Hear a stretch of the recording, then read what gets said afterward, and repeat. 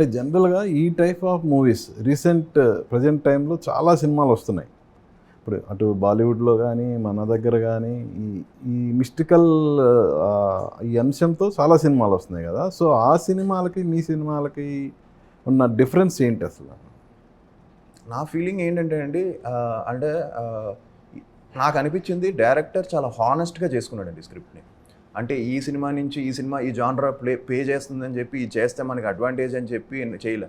ఇందులో even the divine angle కూడా కథలో బాగా కూర్చుంటుంది. ఏదో సడన్‌గా అది ఇప్పుడు అది పే చేస్తుంది ఈ మధ్య ఇలాంటి ఎలిమెంట్స్ ఆడుతున్నాయని చెప్పి తీసుకొచ్చి పెట్టినవి కాదు. ఆటోమేటిక్‌గా all those elements where honestly written from తను జెన్యూన్‌గా రాసుకున్నాడు. సో జెన్యూన్‌గా రాసుకోవడం వల్ల స్క్రిప్ట్ ఆ జెన్యూనిటీ ట్రూగా అంటే ట్రూ టు స్క్రిప్ట్ అనుకుంటుంది కదా. సో అలాగా జెన్యూన్‌గా అనిపించింది అండ్ ఇట్ హ్యాస్ ఇట్స్ యూనిక్‌నెస్ అండి. I don't want to reveal too much ఎందుకంటే మళ్ళీ స్పాయిలర్స్ వచ్చేస్తాయి. బట్ 100% కథ ఫ్రెష్‌గా ఫీల్ అవుతారు.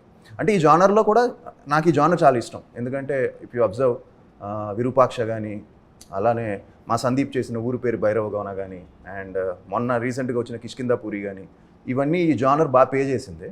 బట్ వాటితో కూడా ఇది చాలా యూనిక్గా ఉంటుంది. It has it's uniqueness.